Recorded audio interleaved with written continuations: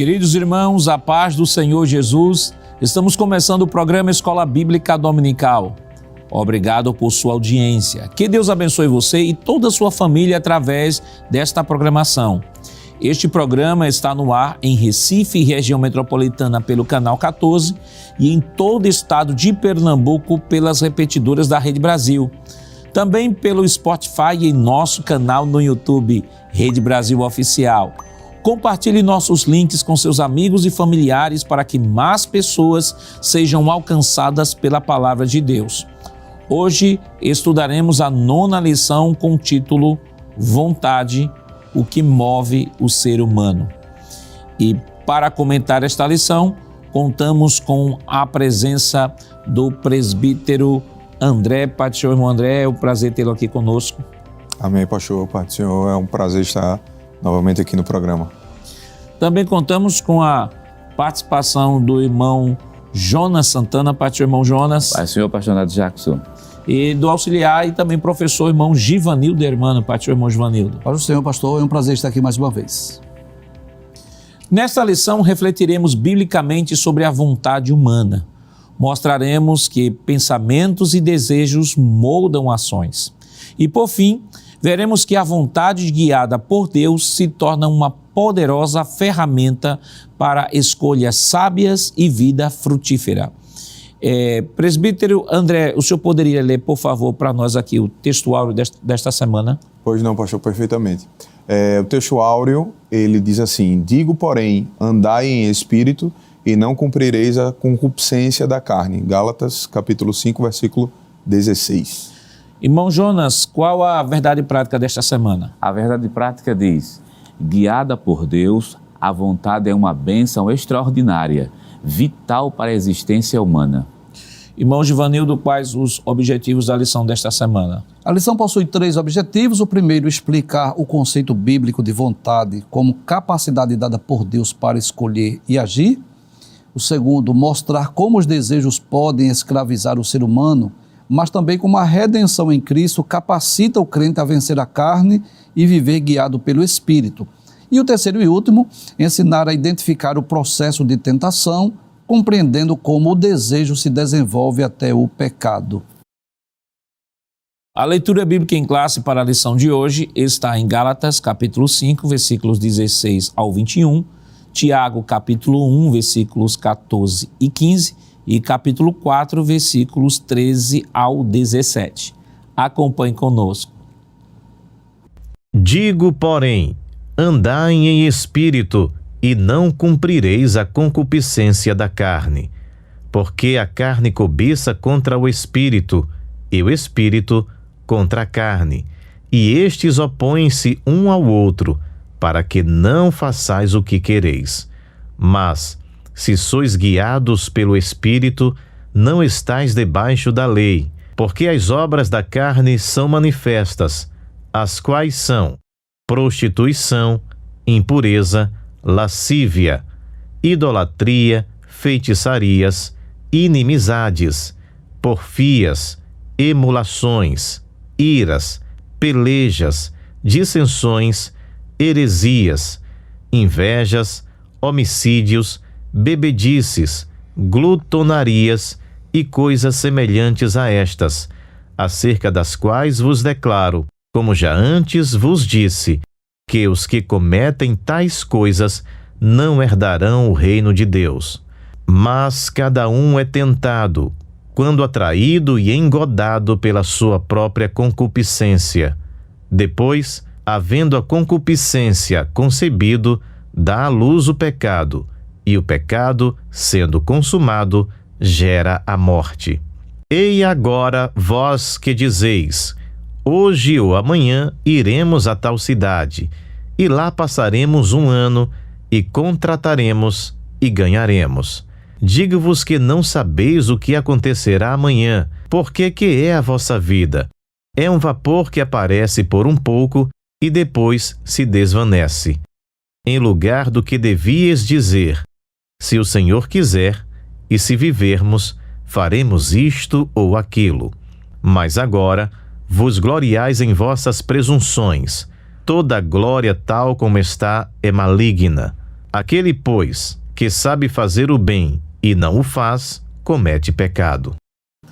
Queridos irmãos, estamos iniciando o seu programa Escola Bíblica Dominical e nesta oportunidade estudando a 9ª lição que tem como título Vontade, o que move o ser humano.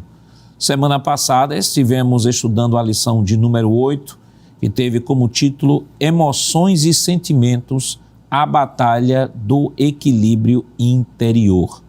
E naquela lição nós pudemos estudar no primeiro tópico da lição sobre o homem, um ser afetivo, propósito do estudo, afetividade, emoções e sentimentos à luz das Escrituras.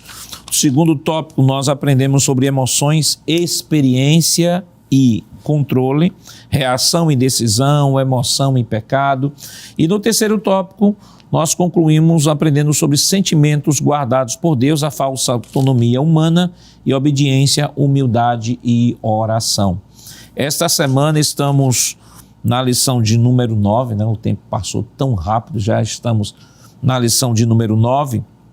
E nesta lição nós vamos refletir biblicamente sobre a vontade humana, a vontade que move o ser humano.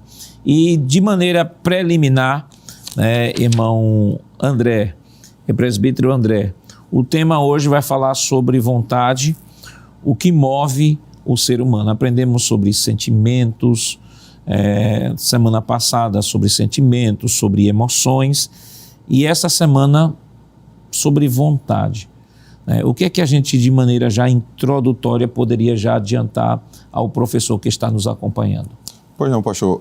A vontade ela é extremamente significativa no contexto humano. A gente vai ver na lição hoje aqui que ela vai endossar ações, ela vai se relacionar com os sentimentos. E a depender do que eu utilize, da forma como eu utilize ela, sendo bem ou sendo mal, eu vou ser cobrado por isso e haverão consequências a partir da forma como essa vontade ela vai ser guiada em minha vida, ela vai ser utilizada, ela vai ser acionada em minha vida. Então, é interessante a gente já observar, já de início, o caro professor que nos assiste, de que, de maneira introdutória, a vontade ela é algo extremamente importante, não é? Apesar de, e ressaltando que ela é inerente ao ser humano, ela é extremamente importante no que diz respeito à minha relação com Deus e à minha relação com o próximo.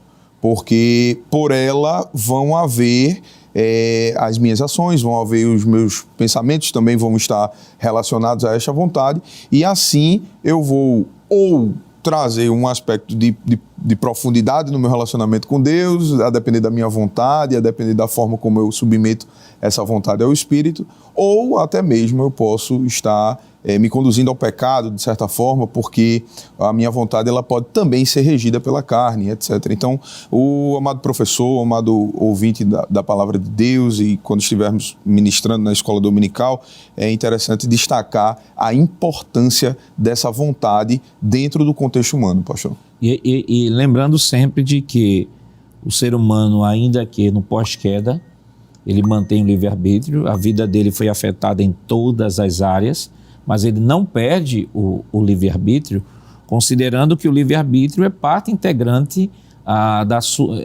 do seu ser enquanto pessoa. Exatamente. Ora, quando Deus, pessoa, fez o homem pessoa, façamos o homem conforme a nossa imagem e semelhança. Sim. Então, o livre-arbítrio, ela está dentro desta composição da pessoa.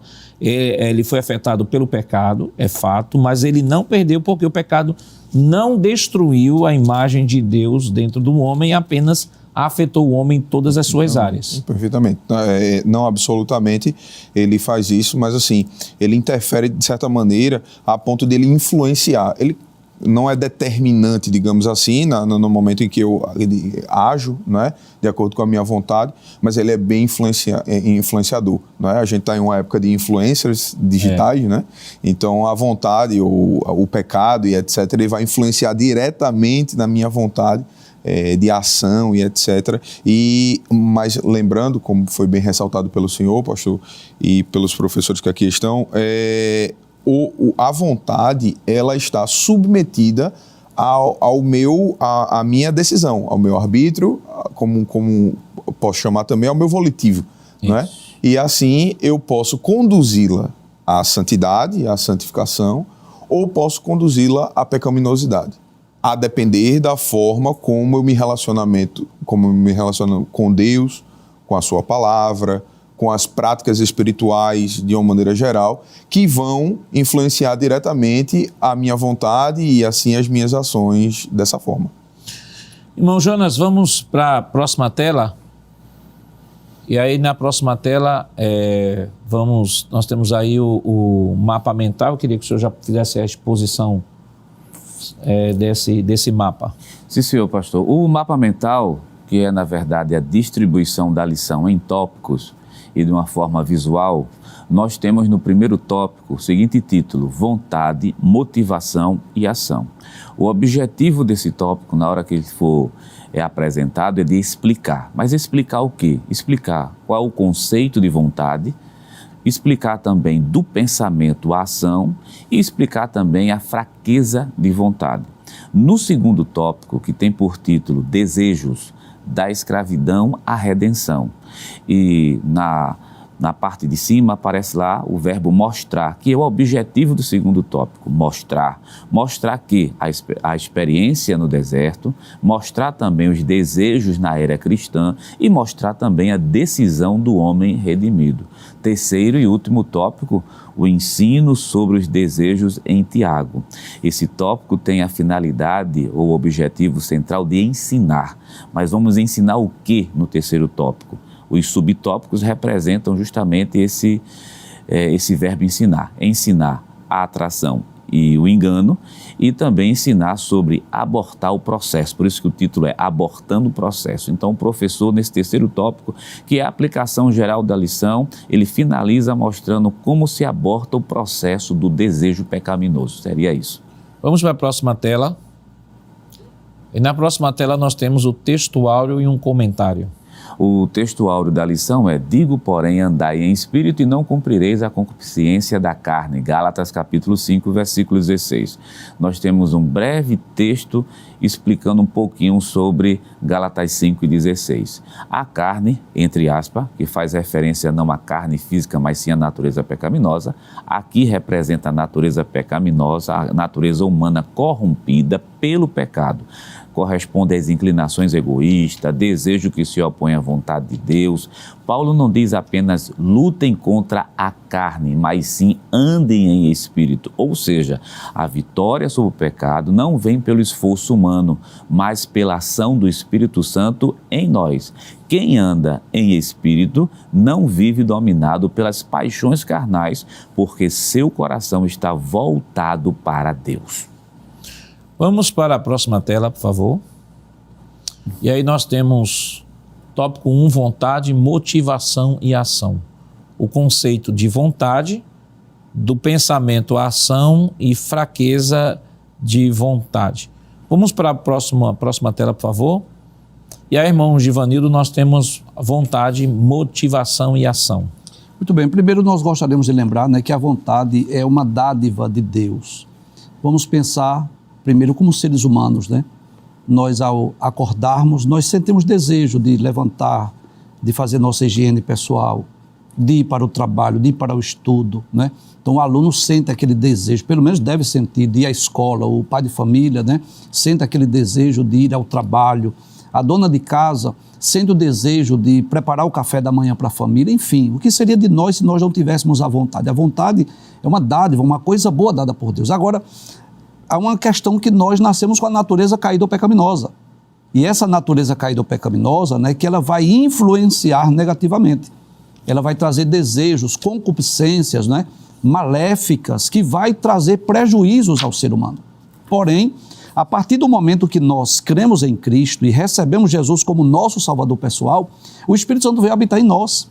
E aí surge as guerras, Aquele conflito, como o professor Jonas já leu aqui, como disse o apóstolo Paulo: digo, porém, andai em espírito e não cumprireis a concupiscência da carne. Então o Espírito veio exatamente para nos motivar, para nos guiar, nos dirigir, para que essa vontade seja sempre dirigida e direcionada por Deus. Olha que coisa interessante, já na nessa imagem introdutória da lição, aparece aí duas pessoas lendo a Bíblia, como que um casal estivesse aí lendo as Sagradas Escrituras. O que significa isso? Que além de nós termos o Espírito Santo dentro de nós, nós temos também a Palavra de Deus que vai nos impulsionar para que essa vontade seja benéfica, para que não venhamos satisfazer as concupiscências da carne, mas sermos guiados e dirigidos para que essa vontade seja guiada no caminho correto. Agora, sobre vontade, motivação e ação. Então, a vontade é uma força interior dada por Deus que põe o ser humano em movimento em todas as áreas da vida, né? Então, existe a vontade natural do ser humano, quer seja estudo, trabalho, enfim. E essa força foi corrompida com a queda, foi como falamos, né? Então, assim como tudo mais do homem, mas ainda se mostra vital para a existência humana. Depende de nós agora deixarmos, né, ser guiados, dirigidos pelo Espírito, andarmos de acordo com a palavra de Deus para que esta vontade seja guiada de forma perfeita, de forma correta, de forma justa, de forma honesta, para assim fazermos a vontade de Deus. E é preciso entender que essa vontade ela está em todas as esferas da vida. Tem vontades que não são, são vontades que fazem parte da própria natureza humana. Por exemplo, como o senhor falou aí de estudar, o indivíduo tem vontade de estudar porque ele quer futuramente ser um profissional em determinada área. Ele tem um objetivo, né? Então ele tem um objetivo, então ele se vê motivado a seguir essa disciplina para alcançar o seu objetivo. Sim. De repente, às vezes estamos parecendo assim, hoje me deu uma vontade de comer aquele cuscuz com charque, aquele cafezinho maravilhoso. Isso aí não tem nada a ver com relação à influência da natureza da queda. Sim, isso diz respeito ao indivíduo natural, como ser humano. Como ser humano, eu tenho vontade, a vontade que eu tenho é de viajar, a vontade que eu tenho é de ter isso. Então, isso está dentro daquilo do âmbito natural, como o senhor colocou, né? Vontade como âmbito natural. A vontade, só que a vontade também, na abordagem que está sendo estudado, ela tem esses dois lados. Ela tem um lado, quando eu, debaixo da queda, ou no pós-queda, essa vontade, ela fica escrava do pecado. Sim. E aí essa vontade escrava do pecado é a porta dos vícios e todas as obras da carne que nós vamos comentar. E quando esta vontade ela é restaurada ao princípio original, aí sim somos livres. Sim. Porque ser livre não é fazer o que eu quero. Fazer o que eu quero, Jesus disse que aquele que comete pecado é escravo do pecado.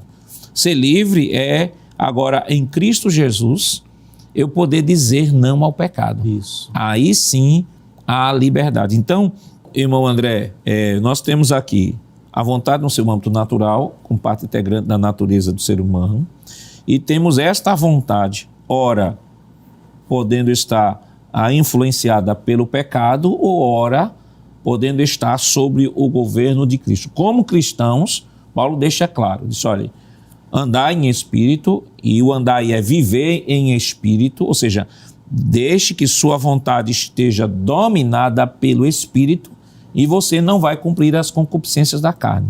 Em outras palavras, se o espírito não lhe dominar, se você não viver em espírito, consequentemente, quem vai lhe dominar é a sua natureza decaída. Pastor, uma coisa é evidente, assim, independente de qual natureza esteja influenciando a minha vontade ou não, ela vai existir, a vontade vai existir, porque, como já falamos aqui, ela é inerente ao ser humano, de uma maneira geral.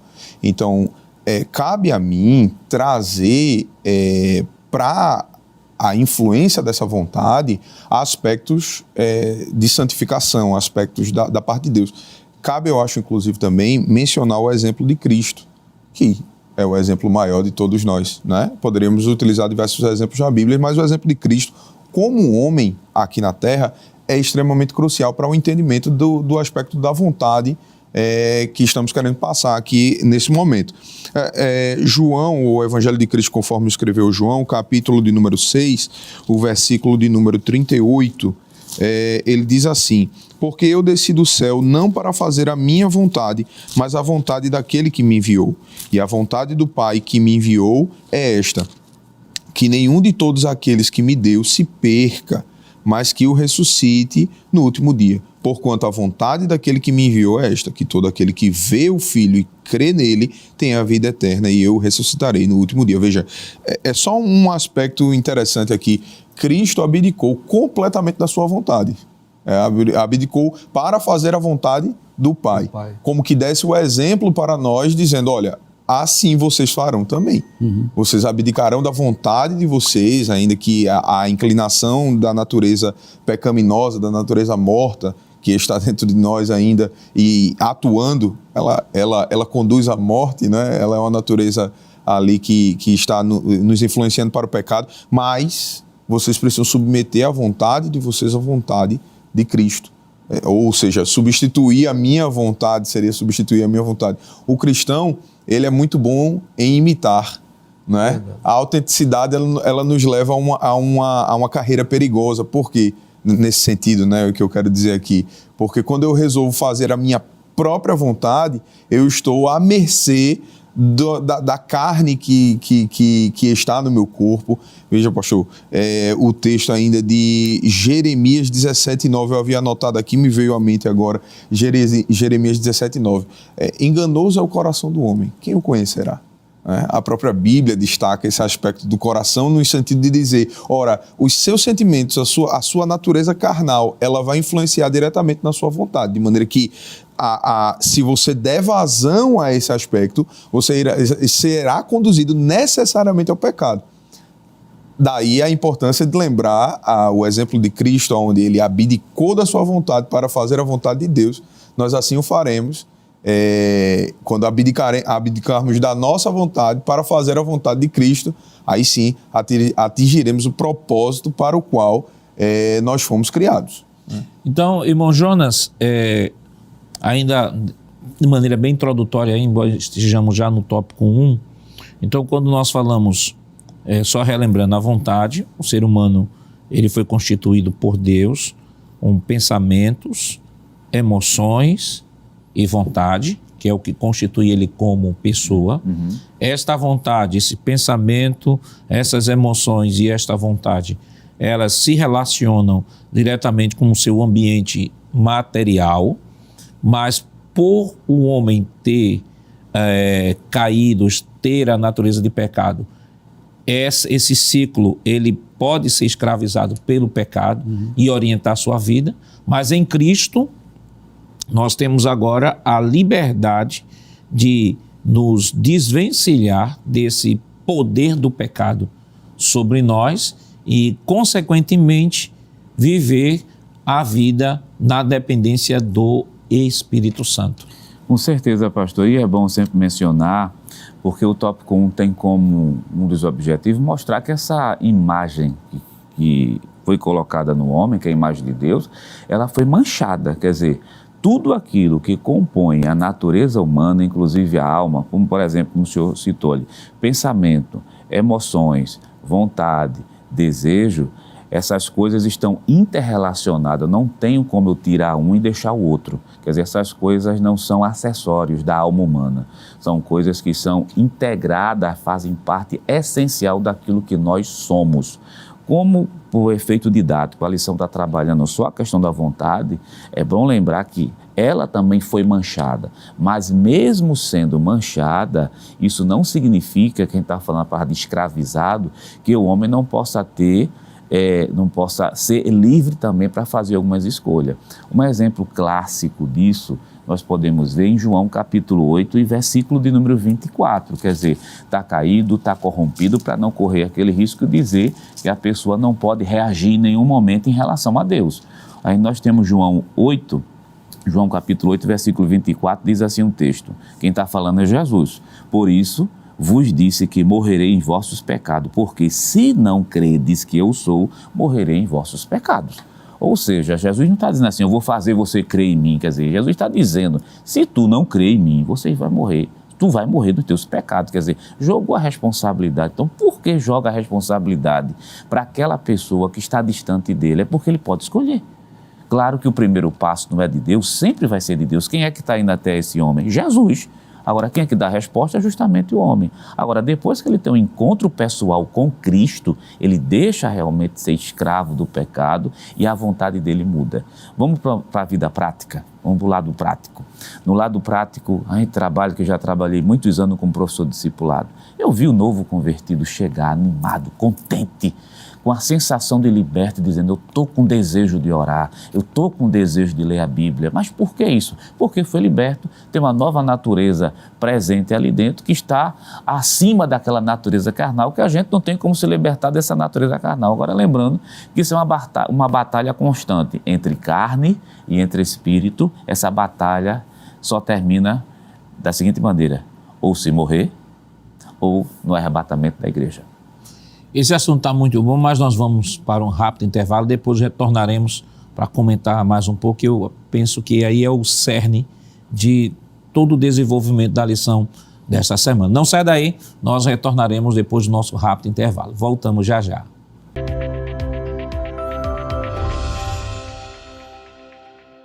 Queridos irmãos, estamos de volta em seu programa Escola Bíblica Dominical e nesta oportunidade estudando a 9ª lição que tem como título Vontade, o que move o ser humano. No bloco anterior nós comentamos aqui, tivemos aqui uma introdução sobre a vontade, falamos sobre a vontade no seu aspecto natural e a vontade influenciada pelo pecado e a vontade sobre o cativo, né, sobre a orientação do Espírito Santo, que aliás é a recomendação paulina, né, andai em espírito. E o verbo andar aí tem um sentido de viver, viver. Você pode substituir a palavra andar por viver, que é o sentido do texto. Em outras palavras, Paulo está dizendo vivei em espírito, ou, de maneira mais didática, coloque a sua vontade debaixo da vontade de Deus, para que Deus guie a sua vontade, não seja mais a sua vontade, mas seja a vontade de Deus. E terminamos o bloco anterior comentando, né, sobre as duas naturezas. Nós somos seres redimidos, mas a antiga natureza ainda continua vivendo dentro de nós.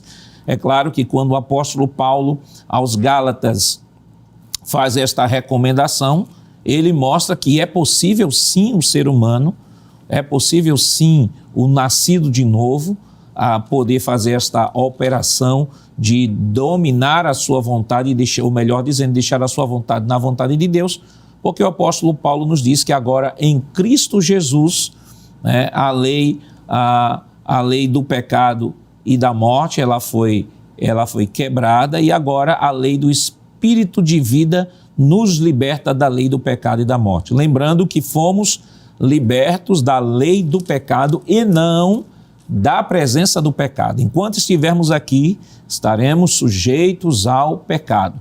Mas, como cristãos, nós não podemos estar sob o domínio do pecado.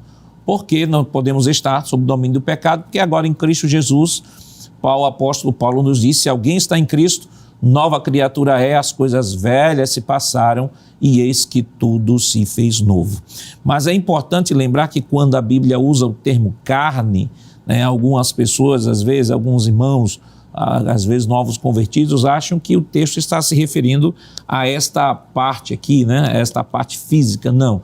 A carne, a natureza, quando a Bíblia usa o termo carne, claro, tem diversas acepções, nós já comentamos isso em outro programa, que Paulo também usa o termo carne para falar sobre imaturidade. Em 1 Coríntios 3, Paulo diz, olha, vocês vivem brigando entre vocês porque vós sois carnais, no sentido de imaturidade.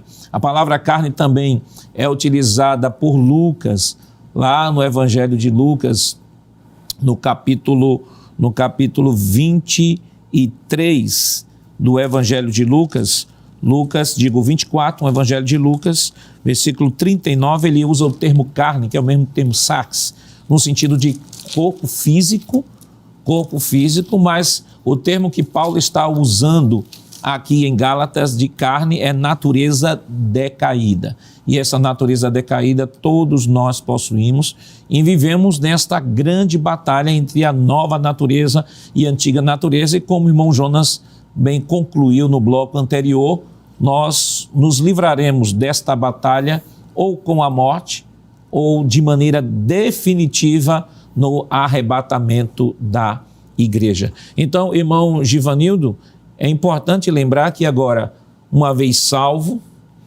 regenerados, nós não estamos blindados contra o pecado. A nossa antiga natureza continua existindo. Em contrapartida, temos uma nova natureza, que estão em constante guerra, em constante batalha, e todo dia a gente acorda para enfrentarmos diversos desafios éticos, que a nossa decisão, a nossa vontade, a depender de onde ela está, se está dominada pela natureza decaída ou se está dominada pelo Espírito, é que vai dizer de fato como enfrentaremos todos esses desafios éticos que todos os dias nos deparamos. Verdade. Eu gostaria de ler alguns textos bíblicos, pastor, que faz menção exatamente ao ser humano em si, o homem natural, antes da sua conversão, não é? Quem era o ser humano antes da sua conversão? Por exemplo, em Efésios capítulo 2, que é um texto bem conhecido, nos versículos 2 e 3, Paulo vai dizer quem nós éramos antes do encontro com Cristo, né? Ele diz em que noutro tempo andastes. Como era que nós andávamos? Segundo o curso deste mundo, segundo o príncipe das potestades do ar, do espírito que agora opera nos filhos da desobediência, entre os quais todos nós também antes andávamos. Como? Nos desejos da nossa carne. Aqui fala do homem natural, daquele que não é crente, não é salvo, né? Fazendo a vontade da carne dos pensamentos, e éramos por natureza filhos da ira como os outros também. Aí, a partir do momento que nós cremos em Cristo e o recebemos como Salvador, eu costumo sempre usar essa frase, Deus em sua eterna sabedoria sabia que nós jamais poderíamos crer em Cristo sem a ação divina do Espírito Santo. Aí ele vem para nos convencer. Mas Deus sabia também que jamais nós poderíamos viver em novidade de vida sem a ação do Espírito. Então, depois que fomos regenerados, o Espírito Santo veio habitar em nós após a conversão para nos dar condições de vivermos em novidade de vida. E aí nós vamos ler alguns textos lá do apóstolo Paulo também, em Romanos, capítulo de número 6, versículo de número 6. Paulo diz assim, sabendo isto que o nosso velho homem foi com ele crucificado. Crucificado com quem? Com Cristo. Para que o corpo do pecado seja desfeito, a fim de que não sirvamos mais ao pecado. Ou seja, agora nós somos crentes, somos salvos, somos templo e morada do Espírito Santo. O Espírito Santo veio morar em nós. Versículos 11 a 14. Assim também vós considerai-vos como mortos para o pecado, mas vivos para Deus em Cristo Jesus nosso Senhor. Não reine, portanto, o pecado em vosso corpo mortal, para lhe obedecerdes às suas concupiscências. Agora Paulo está falando para nós, crentes, não é? Agora que somos crentes, agora que somos salvos, que somos regenerados, que somos templo e morada do Espírito Santo. Versículo 13.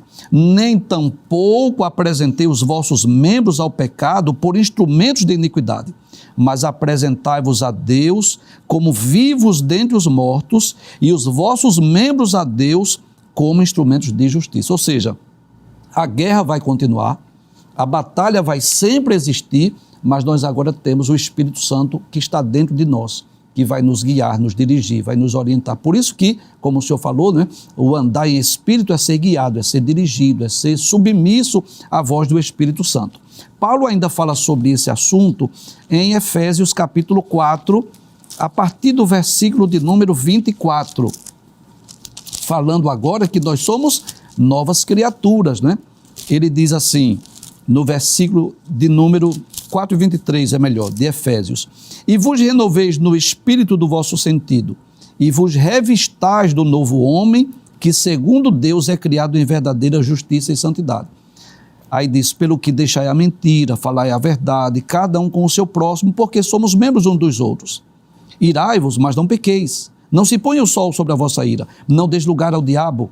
Aquele que furtava, não furte mais. Antes trabalhe, fazendo com as mãos o que é bom, para que tenham que repartir com o que tiver necessidade. Não saia da vossa boca nenhuma palavra torpe, mas só a que for boa para promover edificação, para que dê graça aos que a ouvem.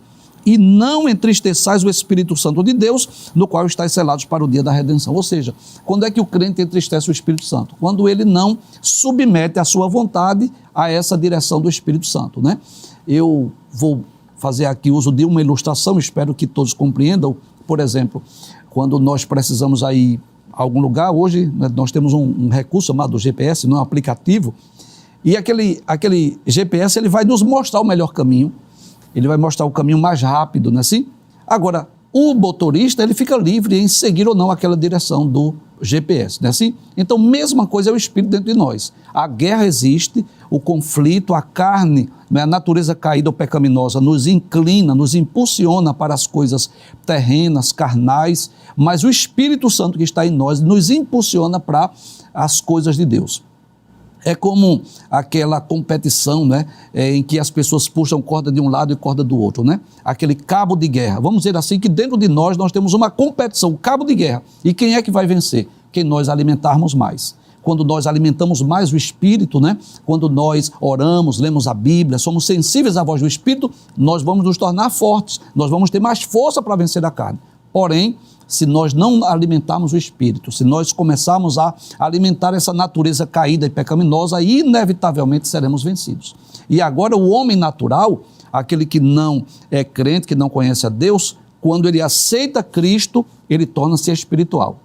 E essa batalha dentro dele, interno, interior, vai definir se ele será um crente carnal ou espiritual. Quem é o crente carnal? Aquele que é dominado pela natureza caída. Quem é o crente espiritual? Aquele que é dominado, guiado e dirigido pelo Espírito. Então a guerra sempre vai existir, mas detalhe, a decisão sempre será do ser humano se ele vai ceder os desejos da carne ou ceder o desejo do Espírito Santo. E essa batalha, ela é contínua, né? É constante, ela permanente. É contínua e o apóstolo Paulo, eu penso um texto, irmão André, que é bastante interessante, que mostra que nesta batalha nós não estamos sozinhos. Isso. E detalhe, só tem conflito espiritual quem é espiritual. Exato. Porque o homem natural, ele o que Não dá vontade sempre. de fazer, ele faz. Porque ele está escravo da sua própria vontade.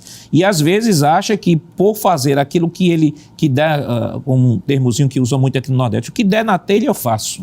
Às vezes acha que isso é liberdade, mas Jesus disse, não, isso é escravidão, porque você está, conforme o texto que o irmão Givanildo leu aqui, muito bom, texto de Efésios 2, mostra que nós estávamos escravizados ou por influência externa de Satanás e o mundo, ou por influência interna, inclinação da nossa natureza decaída, dos nossos pensamentos. E Paulo diz, e éramos por natureza, veja, por natureza filhos da ira. Ou seja, a nossa vontade estava totalmente escravizada pelo pecado. Aí Paulo, quando fala agora da nova natureza em Cristo, ele vai dizer assim, olha, Deus deu agora ao nascido de novo uma ferramenta poderosa. E aqui, Romanos capítulo 8, versículo 2, versículo 1 em diante, diz assim, agora, pois, já não existe nenhuma condenação para os que estão em Cristo Jesus, porque a lei do Espírito da vida em Cristo Jesus livrou você da lei do pecado e da morte. Porque naquilo que a lei não podia fazer, por causa da fraqueza da carne, isso Deus fez, enviando o seu próprio Filho em semelhança de carne pecaminosa, e no que diz respeito ao pecado. E assim Deus condenou o pecado na carne, a fim de que a exigência da lei se cumprisse em nós, que não vivemos segundo a carne, mas segundo o Espírito. Porque os que vivem segundo a carne se inclinam para as coisas da carne, mas os que vivem segundo o Espírito se inclinam para as coisas do Espírito. Pois a inclinação da carne é morte, mas a do Espírito é vida e paz. Então, ele diz assim, olha, Deus nos deu o seu Espírito, este Espírito nos guia, este Espírito testifica dentro de nós que somos filhos de Deus, e este Espírito nos auxilia a dizermos não ao pecado, a resistirmos à tentação, porque aquilo que era impossível ao homem natural, agora em Cristo Jesus fomos libertados do poder do pecado e da morte, para que agora, pelo Espírito, possamos viver uma vida, como foi dito, em novidade de vida, viver agora uma nova natureza, uma nova vida, vivemos a ética do reino. Perfeitamente, pastor. Inclusive, esse é um tema central em todo o escrito de Paulo, né, todo o escrito paulino, nas cartas, essa transformação que houve do velho homem para o novo homem, e assim a sua vontade ela é diferenciada, ela é transformada também. A vontade agora é inclinada para as coisas celestiais, né? Inclusive, Colossenses capítulo 3, ele diz pensar nas coisas que são de cima, não é? E me referindo ao texto de Colossenses também, me veio à memória enquanto o professor Giovanni estava mencionando, e o senhor estava bem falando, pastor, no capítulo de número 1, o versículo de número 3, ele diz assim: ele nos tirou da potestade das trevas e nos transportou para o reino do Filho do seu amor. No versículo de número 20 e 21, ele diz assim: e que, havendo por ele feito a paz, pelo sangue da sua cruz, por meio dele, reconciliasse consigo mesmo todas as coisas, tanto as que estão na terra como as que estão nos céus. A vós também. E aí ele ressalta esse aspecto que nós estamos referenciando aqui neste momento. A vós também, que noutro tempo ereis estranhos e inimigos no entendimento, pelas vossas obras más, agora, contudo, vos reconciliou, não é? Então, o que está sendo ressaltado aqui é que esta vontade, ela agora está reconciliada. Esta vontade, ou pelo menos se espera que assim o seja, não é? Esta vontade agora, ela está sendo redirecionada, não é? Porque antes éramos por natureza filhos da ira, conforme Efésios, antes éramos estranhos, éramos inimigos no entendimento, pelas nossas obras más, agora, contudo, pelo seu sangue, pelo seu sacrifício, por tudo que fez, ele tornou a nossa vontade submetida à vontade de Cristo, e assim nós somos santificados. E agora, irmão Jonas, vamos para a próxima tela. A próxima tela aqui, nós temos ainda vontade, motivação e ação. Eu queria que o senhor pudesse ler e comentar. Todo verdadeiro cristão é alguém que, impulsionado pela graça de Deus, renunciou à sua própria vontade para fazer a vontade de Cristo. Mateus capítulo 16, versículo 24, é o livre-arbítrio funcionando. Tem vários textos bíblicos, feito Hebreus 2, verso 3, capítulo 3, do versículo 7 ao 13, Apocalipse capítulo 22 e o versículo de número 17. Dentre tantos versículos, um versículo que chama muita atenção é Mateus, rapidamente, Mateus capítulo 16, pode pegar a palavra de Deus e verificar, o 16 e verso 24, bem conhecido, que diz assim: então Jesus disse a seus discípulos: se alguém quiser vir após mim, renuncie-se a si mesmo, tome sobre si a sua cruz e siga-me. Ou seja, Jesus está dizendo, se alguém quiser me seguir, se alguém quiser me acompanhar, veja que Jesus não está forçando ninguém, trazendo irresistivelmente. Está dizendo, se você quer me seguir, se você quiser fazer a vontade do meu Pai, renuncie a si mesmo, ou seja, renuncie a sua vontade para fazer agora a minha vontade. É uma via de mão dupla, é isso que a lição está ensinando. A vontade antes da queda, manchada pelo pecado, a vontade depois que ela é justamente alcançada pela graça de Deus, mas mesmo com essa vontade alcançada pela graça, existe justamente a natureza pecaminosa que está lá dentro do homem. Jesus ainda está insistindo, dizendo o seguinte: olha, você quer fazer minha vontade? Então é responsabilidade sua renunciar para fazer a minha e não mais a sua vontade. E você tem um outro texto também de Mateus 11, 28, Jesus diz: venham a mim todos vocês que estão cansados e sobrecarregados, e eu os aliviarei. Tomem sobre vocês o meu jugo e aprendam de mim, porque sou manso e humilde de coração. Vocês acharão descanso para a sua alma, porque o meu jugo é suave e o meu fardo é leve. Veja que esse texto aqui, que é o grande convite, né, um texto bastante conhecido do Novo Testamento, mas é um texto que demonstra assim, a responsabilidade humana no atendimento à oferta da graça. Exato. Veja, ele chama: venham a mim, todos vós que estáis cansados e sobrecarregados. E ele dá a promessa: e eu vos aliviarei. Eles tomem sobre vocês o meu jugo e aprendam de mim. Veja que envolve aqui um sinergismo, né? A parte de Deus ofertando a graça, o presente da graça, por isso que é presente, é graça, que é um favor imerecido, ofertando ao homem, e o homem se apossando ou não dessa oferta Isso. da graça. Isso fica claro. Até Tiago mesmo, ele diz assim, chegai-vos, pois, a Deus, e ele se chegará a vós. Então, há responsabilidade humana. Em nenhum momento nós estamos dizendo que a salvação depende do homem. Nunca dependeu do homem. A provisão da salvação é 100% divina, provisão. Agora, esta provisão que depende exclusivamente de Deus, ela é ofertada ao ser humano, e aí o ser humano decide se quer ou não. Independentemente da decisão do homem, Deus já sabe no final quem vai e quem não vai. Mas só que Deus não interfere nesse processo. Eu sei que isso, às vezes, abala algumas pessoas que acham que isso fere completamente a soberania de Deus. Ao contrário, Deus continua sendo soberano, mas a soberania é uma prerrogativa da sua natureza. É importante que se diga isso, porque há uma interação, e sempre foi assim. Veja que Caim, depois da queda, estamos falando depois da queda, Deus disse assim, você não sabe se você fizesse corretamente, você seria aceito? Então veja, estamos falando depois da queda e o próprio Deus declarando que Caim poderia ter feito diferente, mas decidiu não fazer e por isso estava sendo responsabilizado. Vamos para a próxima tela, por favor.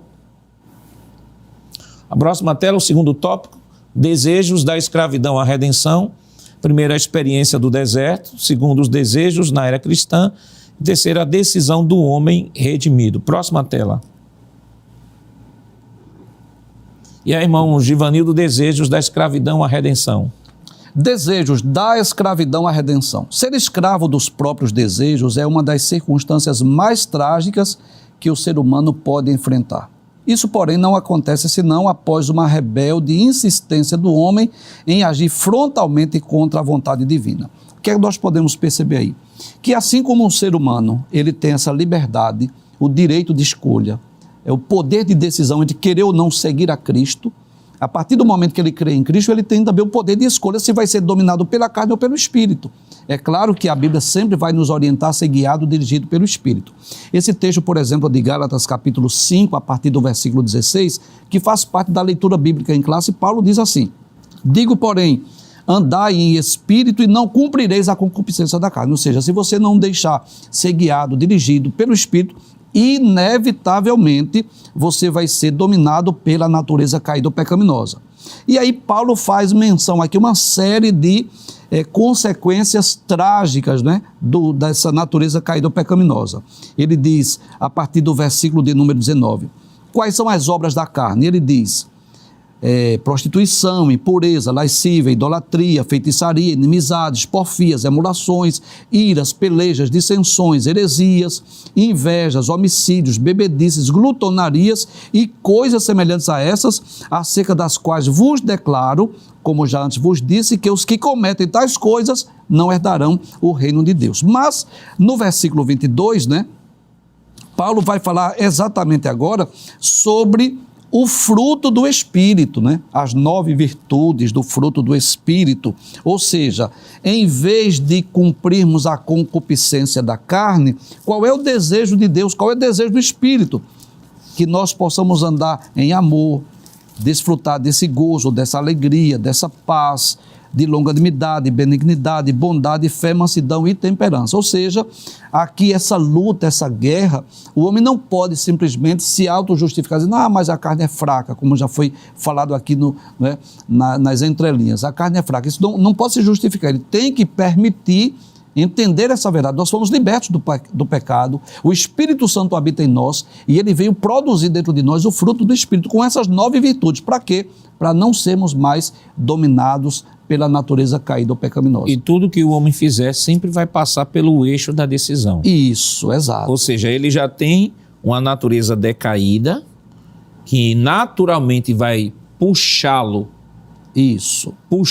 para o pecado. Isso. E você tem a nova natureza em Cristo que vai puxá-lo para a presença de Deus.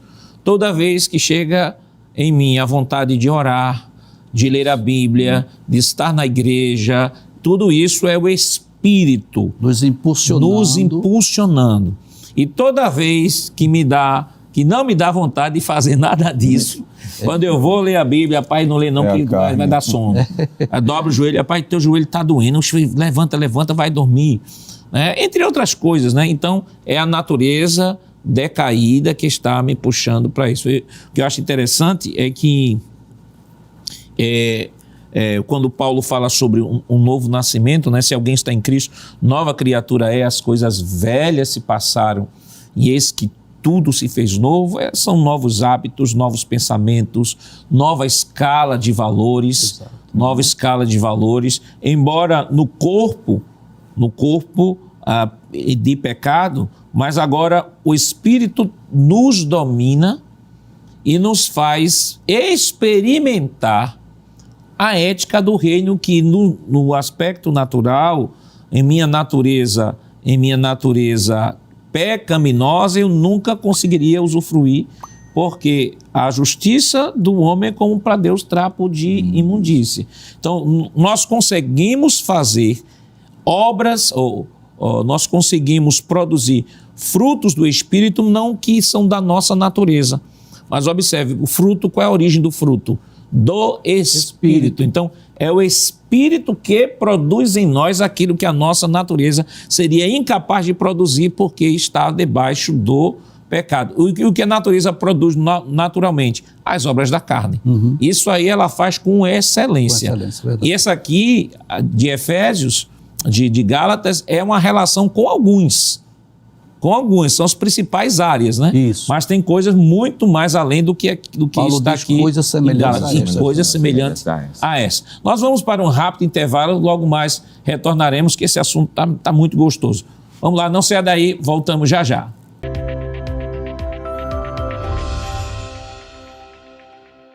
Queridos irmãos, estamos de volta em seu programa Escola Bíblica Dominical para o último bloco. Esta semana estamos estudando a 9ª lição, que tem como título Vontade, o que move o ser humano.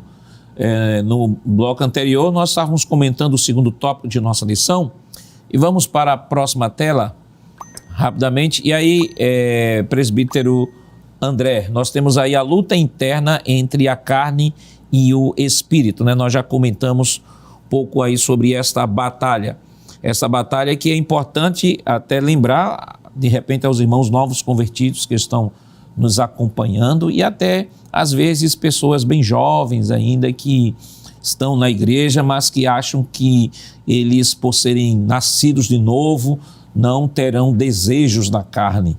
Por nascerem de novo, não terão pensamentos pecaminosos, de forma alguma. Enquanto estivermos neste corpo, nós seremos atacados ou por nossa natureza, ou a nossa mente também orientada por esta natureza, ou as setas do inimigo, que Paulo também fala lá em Efésios capítulo 6, para atacar a nossa mente, atacar a nossa vontade, buscando sabotar a nossa vida em Cristo. Mas, diante de tudo isso, temos que sempre nos lembrar, irmão André, de que o Espírito Santo está ao nosso lado para nos ajudar e que Deus nunca permitirá que possamos ser tentados além do que possamos suportar. Perfeitamente, pastor. Eu gostei muito da frase, ela diz que existe um conflito constante entre a carne e o Espírito Santo dentro do crente, onde escolher andar em um significa não satisfazer o outro. É bom ressaltar aos alunos, amado professor que nos assiste,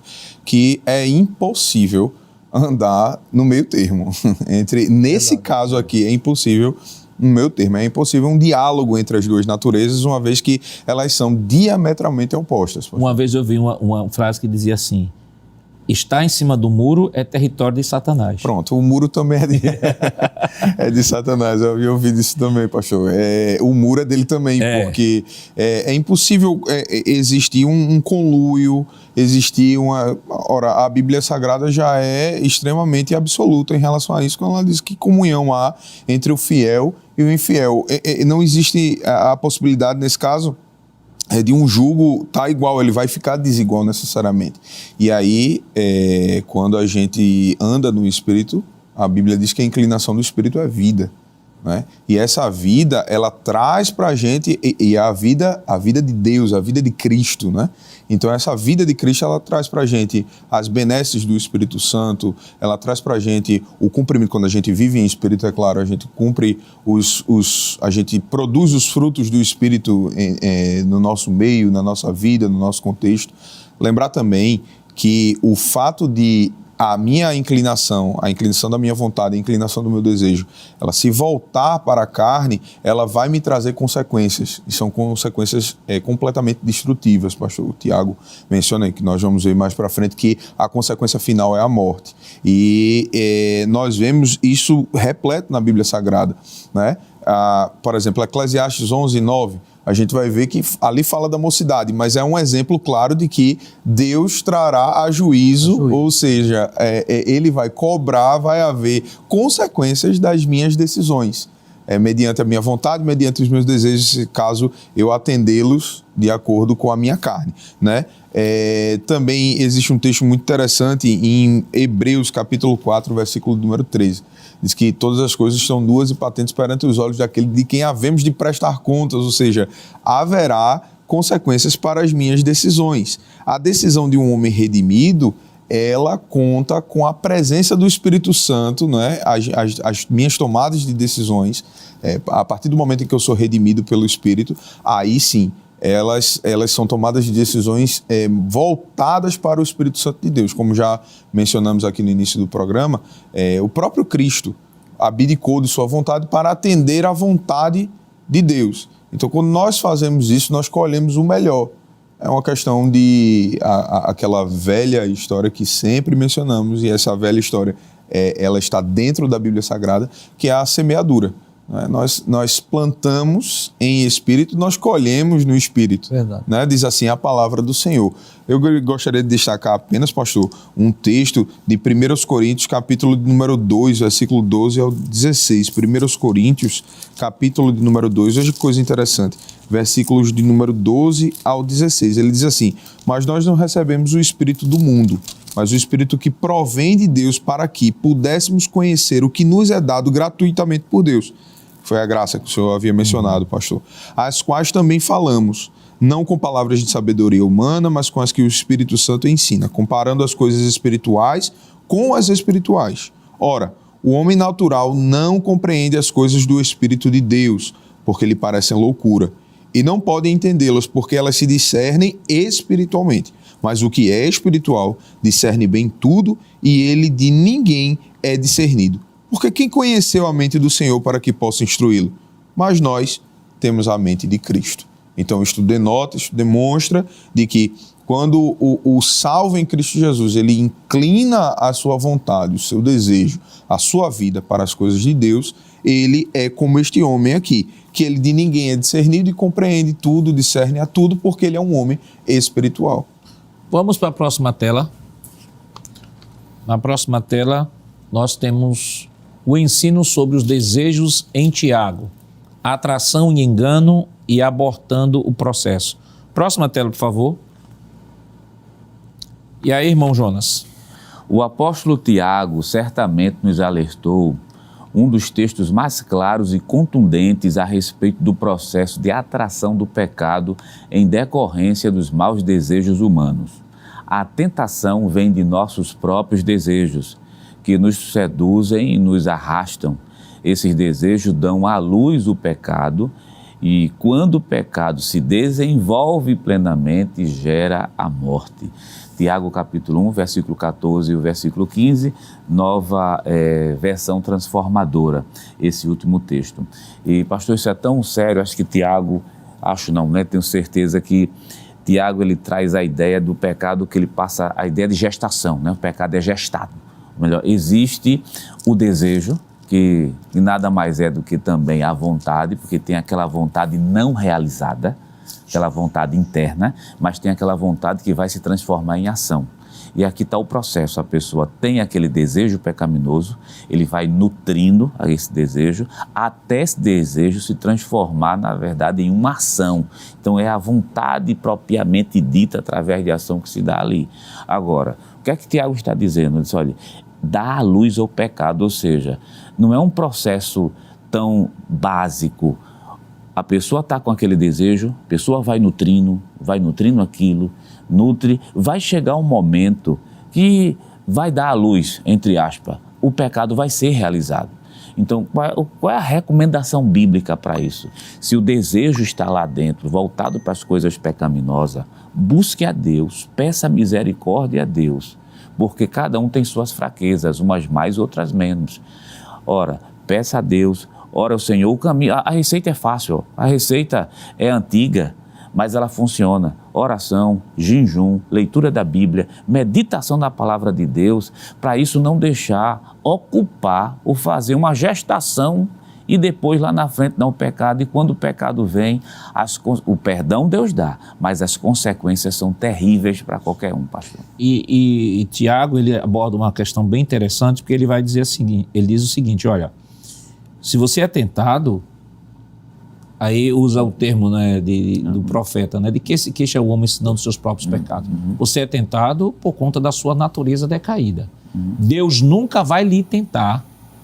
Deus nunca vai lhe tentar. Essa tentação que você sente é fruto da atração da sua própria natureza. E aí, outra coisa que é importante destacar é que ser tentado não é pecado. A tentação não é pecado. O pecado é cair na tentação. Aí ele diz, olha, você é tentado quando você é atraído, envolvido em suas próprias cobiças. Outra tradução fala cobiça. Isso aqui fala sobre concupiscência. Quer dizer, o epicentro da sua natureza, do que você faz, está dentro de você, não está externo. Porque se passou a ideia ao longo da história da igreja, em um determinado momento, de que esse pecado fosse algo externo ao homem, né? Fosse externo ao homem, em que o homem, por natureza, fosse um ser bom. O homem, por natureza, é um ser puro. E o que a Bíblia traz sobre essa descrição é um relato pessimista. Todos pecaram e estão destituídos da glória de Deus. Então, Tiago, ele mostra, primeiro, que todo mundo é tentado. Segundo, tentação não é pecado. Terceiro, pecado é cair na tentação. Quarto, e se cair na tentação, você vai colher o fruto da tentação, do pecado que você cometeu. Mas, ao mesmo tempo, João diz assim, olha, filhinhos, não pequeis, mas se pecardes, temos um advogado. Para com o Pai, nós temos um advogado, temos o Espírito Santo, que nos ajuda nos momentos de maior fragilidade da nossa vida, né, irmão Jonas? Pastor, e esse texto é importante o professor citar, porque cada palavra na Bíblia ela é importantíssima. Essa expressão que ele usa assim, dá a luz ao pecado. A ideia de gestação, 9 meses, quer dizer, ele não está dizendo que é propriamente 9 meses. O que ele está querendo dizer é o seguinte, leva um tempo, isso vai sendo gestado, isso pode levar 2 anos, 3 anos, 4 anos. Aí vem a questão da vigilância. Como esse texto que nós acabamos de ler o autor da lição, diz assim, nos legou um dos textos mais contundentes, essa expressão tão importante, que é para dizer, olha, é 9 meses uma gestação, ele está dando à luz o pecado. Tem pecados que quando a pessoa cai nele, muitas vezes passou 5 anos, 10 anos, aquilo sendo gestado lá dentro e trabalhado, porque ninguém cai de repente, né? Perfeito. Quer dizer, não é só embaraço. Assim como a santificação é um processo, o pecado também é um processo. Perfeito. A percepção da queda, ela traz espanto. Mas ninguém cai da noite para o dia. Isso é todo um processo que vai sendo gestado. Assim como a santificação é um processo, a santificação progressiva, né? É todo um processo de gestação, de conformação ao nosso caráter, ao caráter de Cristo. O pecado também é um processo de gestação. Ele vai, aos poucos, minando, desensibilizando, até chegar um momento que a pessoa está tão desensibilizada que já não vê aquilo mais como pecado e cai na vala comum do homem natural. Vai pecar como uma necessidade que um corpo tem de beber água, a necessidade que um corpo tem de se alimentar, vai ser o pecado para ele, que essa é a natureza do homem natural. Agora, o homem espiritual, ele vai sentir conflito. Ele vai sentir a tentação, vai dizer, Jesus, vem aqui, me ajuda, me guarda, me dá força, foge das situações que são capazes de lhe estimular a essa situação de pecado, fazer como José, né? Veja, nós temos Satanás, Tiago diz assim, sujeitai-vos a Deus, resistir ao diabo, ele fugirá de vós. Ao mundo, João diz assim, a nossa fé vence o mundo. Mas a carne, Paulo diz, foge. Isso. Foge dos desejos da tua mocidade. Não adianta tentar lutar com a carne, porque todos que tentaram lutar com a carne, com suas ferramentas, caíram. Né, irmão Joanildo? Verdade. Então, graças a Deus, né, que nós temos as nossas armas espirituais, né? Paulo diz que as armas da nossa milícia não são carnais, mas poderosas em Deus para a destruição das fortalezas. Né? Então, como já dissemos aqui, o Espírito Santo que veio habitar em nós, que é ele que vai nos impulsionar para que os desejos sejam direcionados de forma correta. Nós temos a oração, como já foi dita pelo professor Jonas, temos o jejum, temos a palavra de Deus. Então é importante nós lembrarmos isso e o professor de escola dominical deve lembrar isso, que tanto o professor como os seus alunos enfrentam essas guerras, essas lutas, essas pelejas, essas batalhas internas. Agora, é bom lembrar isso aos alunos, que a única forma de nós vencermos é usar as nossas armas espirituais. É pedir ajuda ao Espírito Santo, que ele nos guie, nos ajude a vencer, e ele está pronto a nos ajudar. Vamos para a próxima tela. E aí, irmão Givanildo? Muito bem, ainda sobre o ensino de Tiago, sobre os desejos, nós podemos entender aí que os desejos são ainda mais perigosos do que os pensamentos. Porque o comentarista da lição, ele diz isso. Você pode pensar em algo sem necessariamente desejar. Então, você pode pensar numa viagem sem necessariamente desejar fazer aquela viagem. Aí, quando diz que os desejos são mais perigosos do que o pensamento, é porque você não apenas pensou, mas você desejou executar. Então, por que é que os desejos são mais perigosos do que os pensamentos? Porque podem influenciar diretamente nas nossas decisões. Então, veio o desejo e agora veio a vontade de executar aquele desejo, né? Ou seja, o ser humano, o crente, o cristão, para pensar como executar. Então, o desejo é uma fase mais intensa. Ao encontrar o seu objetivo ou alvo, se não for rejeitado, não descansará enquanto não nos convencer, derrubando as barreiras da consciência, produzindo a horrível consequência da morte espiritual. E eu quero ler aqui, pedir permissão ao senhor para ler esse texto de Tiago, né, que ele fala exatamente sobre isso. Capítulo de número 1, versículos 14 e 15.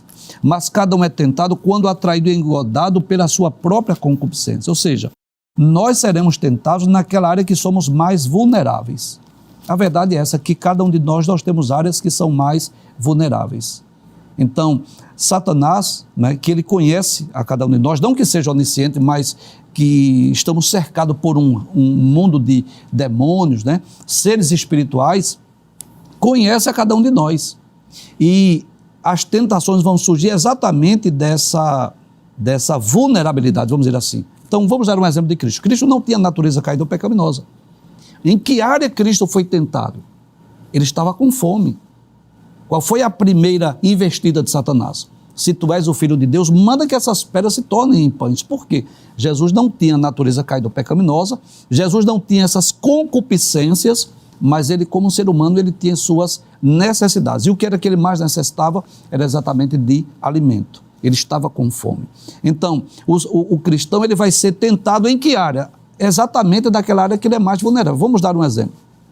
Alguém que veio do mundo e outrora era um alcoólatra, possivelmente ele será tentado com mais frequência através do alcoolismo. O colega que vai chamar para tomar uma cerveja, alguém que vai convidá-lo para ir para uma festa. Aquele que outrora era um ladrão, ou um traficante, ou um drogado, por exemplo, possivelmente essa será a área que ele será mais tentado, porque é a área da concupiscência, dos desejos, né? Tem a questão do próprio organismo, né? Que talvez outrora era dominado pelo vício. Então, é aí que surge a tentação. Satanás vai atuar exatamente nessa área. Aí Tiago diz, depois, havendo a concupiscência concebido, dá à luz o pecado, e o pecado sendo consumado gera a morte. Ou seja, há todo um processo. Veio o desejo, e esse desejo veio agora, essa potencialização através da natureza caída e através da ação do maligno, mas a decisão sempre é nossa. E o que é que nós devemos fazer? Recorrer ao Espírito Santo para nos ajudar. E claro, viver pelo Espírito. Uma vida de oração, uma vida guiada pela palavra, uma vida de dependência do Espírito Santo, para que nós possamos vencer. Senão, não há como vencer. Pelas forças humanas, naturais, nós não conseguiremos vencer. Só venceremos se vivermos em Espírito, se formos guiados, dirigidos pelo Espírito Santo. E é importante nessa lição, o texto de Romanos 8, para mim é um texto crucial, porque vai mostrar a ação do Espírito Santo na vida do nascido de novo. E entre outras coisas, o apóstolo Paulo, capítulo 8, versículo 26, versículo 26 em diante, ele diz assim: da mesma maneira também o Espírito nos ajuda em nossa fraqueza, porque não sabemos orar como convém, mas o Espírito Santo intercede por nós com gemidos inexprimíveis. E aquele que sonda os corações sabe qual é a mente do Espírito, porque intercede pelos santos de acordo com a vontade de Deus. Ou seja, aqui ele mostra o Espírito Santo como o penhor da salvação, ele mostra o Espírito Santo como um agente validador de que somos filhos de Deus, ele mostra o Espírito Santo como o intercessor, corrigindo até as nossas orações erradas, né?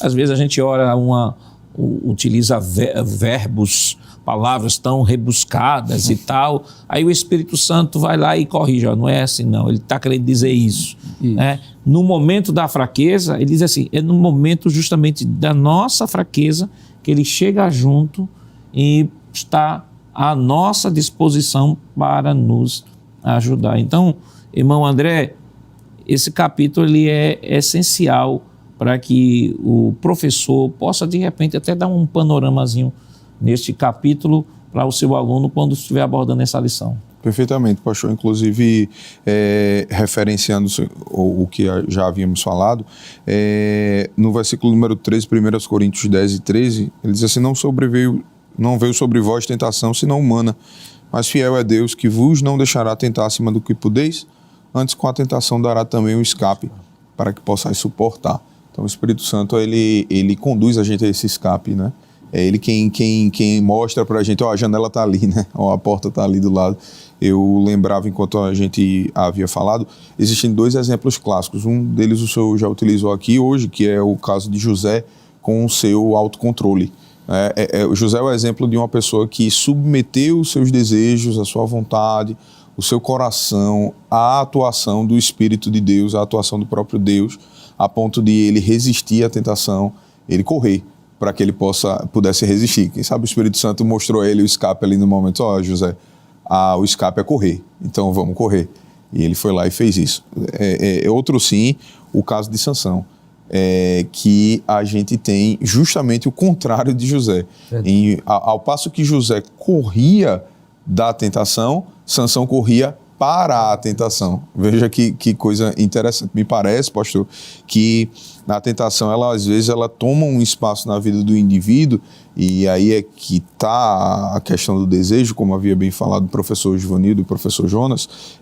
O desejo ele se torna uma cobiça, né? Ele me parece que em muitas vezes ele quando ele encontra com a natureza pecaminosa humana, ele passa a não ser só mais um desejo, mas uma cobiça, é algo que é desmedido, né? E Sansão, ele cedeu a esses impulsos, ele cede a esses impulsos, como disse, ao passo que José, ele resiste a esses impulsos, Sansão, ele corre ao encontro desses impulsos no intuito de se deleitar nele, no intuito de se entregar. Isso é muito perigoso e isso precisa ser destacado, né, aos alunos e também aplicando aos nossos corações também, de que nós precisamos ter em mente, em nosso coração, o alvo que é Cristo, praticar as nossas disciplinas espirituais constantemente. Eu ouvi recentemente, estava até um dia conversando com a minha esposa sobre isso, nós precisamos ter um olhar treinado pela palavra. Veja que coisa interessante, pastor. Eu ouvi essa expressão, achei muito interessante.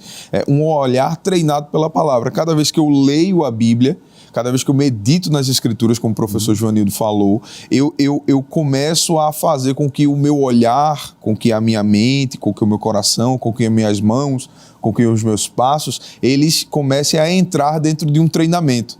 E esse treinamento é um treinamento de santidade, é um treinamento de pureza, não é? E aí o meu olhar treinado pela palavra de Deus, ele vai me conduzir à salvação, ele vai me conduzir à santidade, sem a qual ninguém verá o Senhor. Então é extremamente importante a gente destacar isso para essas questões ao aluno, não é? Bom, Jonas, o nosso tempo já foi embora. O que é que o senhor poderia dar como sugestão ao professor que vai abordar esse assunto? O professor que está em sala de aula, ele pode, como sugestão, incentivar muito a leitura das Escrituras Sagradas, encaminhar o aluno para uma vida de oração e de dedicação a Deus e, claro, uma vida de trabalho dentro da igreja, porque tudo isso irá alimentar o espírito, podemos dizer assim, para nós vencermos essa guerra que só termina com o arrebatamento da igreja ou com a nossa morte. Bom, Joanildo. A batalha é real, ela existe, ela é constante e permanente, mas não estamos sozinhos. O Espírito Santo está dentro de nós para nos ajudar a vencer a tentação. Presbítero André. Pois não, pastor. Lembrar que o pecado ele tem suas consequências, mas que quando levamos uma vida guiada pelo Espírito Santo, nós, por fim, atingiremos a santidade e agradaremos e cumpriremos o propósito de Deus em nossas vidas. Que Deus continue lhe abençoando em nome de Jesus.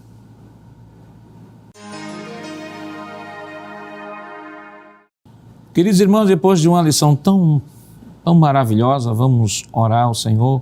Presbítero André, nos dê a honra. Pois não, pastor. Oremos em nome de Jesus. Pai santo e eterno, em Tua presença, nós estamos agora neste instante e te agradecemos, Senhor, pelo ensinamento da Tua palavra, que ela possa frutificar em nossos corações e que possamos meditar nas Santas Escrituras e cumprir o Teu propósito, a Tua vontade. Nos ajuda, livra-nos de todo o mal, Senhor, e nos guia de acordo com a Tua vontade e de acordo com o Teu querer. Submetemos as nossas vidas ao Teu querer, ao Teu projeto e te agradecemos pela Tua fidelidade e pelo Teu Filho Jesus Cristo e o sacrifício na cruz do Calvário. Muito obrigado, abençoa os professores e nos dá uma aula abençoada em nome de Jesus. Chegamos ao final do programa. Hoje estudamos a 9ª lição do trimestre com o título Vontade, o que move o ser humano. Na próxima semana veremos a 10ª lição com o tema Espírito, o âmago da vida humana. O programa Escola Bíblica Dominical vai ao ar na TV toda sexta-feira às 21h30 e no sábado às 16 horas. Também está disponível no formato de podcast no Spotify e em nosso canal no YouTube Rede Brasil Oficial. Se inscreva, ative o sininho e compartilhe nossa programação. Obrigado por sua audiência e até o próximo programa. Que a graça do nosso Senhor Jesus Cristo, o amor de Deus nosso Pai, a comunhão do seu Santo Espírito estejam com todos hoje para todo sempre. Amém.